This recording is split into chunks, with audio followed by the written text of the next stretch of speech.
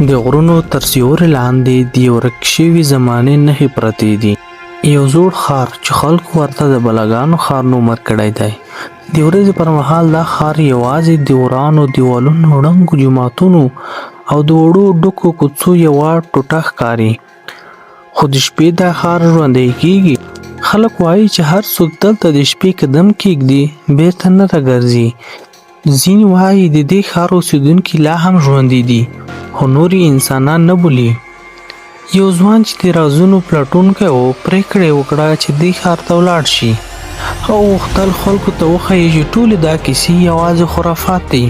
د کیمرې څراغ او ریکارډر سره د ماښام په تیارو کې د ښار لوري ته روان شو. 2 کیلومتره وروسته د ښار وران برجونه د سپوږمۍ لاندې راښکاره شول. د ښار دروازې ته ورسېده چې نیمه یې د خاورو لاندې ښخې وې. د دروازو پر سر زړې لیکنې وې چې په باریکه تورې یې پیغام لیکل شوی و. هر څوک چې دننه شي د بلاګانو له ښار سره یوځای کېږي. ځوان وخندل او ویې ویل دا یوازې زړې کیسې دي. هغه په کوڅه کې قدم کېښوده. هره کوڅه خاموشه وه، خو له کړکیو به یې داسې شور اورېده لکه څوک چې د هغه نه مخکې قدم وهي. د باد غږ په داسې ډول و لکه زرګونه کسان په یو وار د هغه نوم اخلي.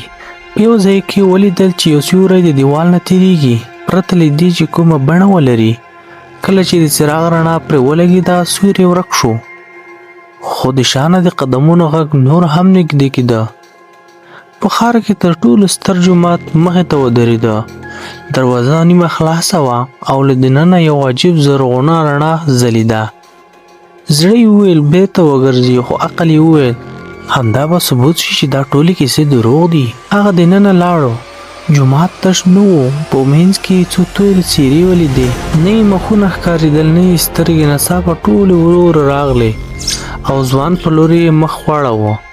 د محراب طرفه یې یو غږ وکړ: هر څوک چې د بلاګانو ښار ته راځي د تل لپاره زموږ د ښار برخه کېږي. ځوان په منډه ووت، خو دروازه بنده وه. د کړکیو شیشې لا دننه د چا په لاسونو ټک وهل کېدې.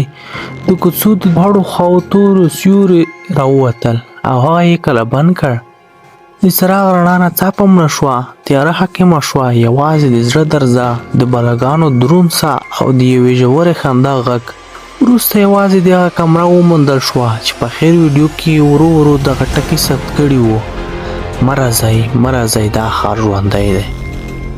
وروستی پیغام: ځینې ښارونه د وخت له مخې ورک شوي نه دي، بلکې د بلاګانو له ښار ژوندي ساتل کېږي. که د شپې د ورانو ځایونو لیدو ته زړه کېږي، پوه شئ چې نه هر سفر بېرته ستنېدل نه لري.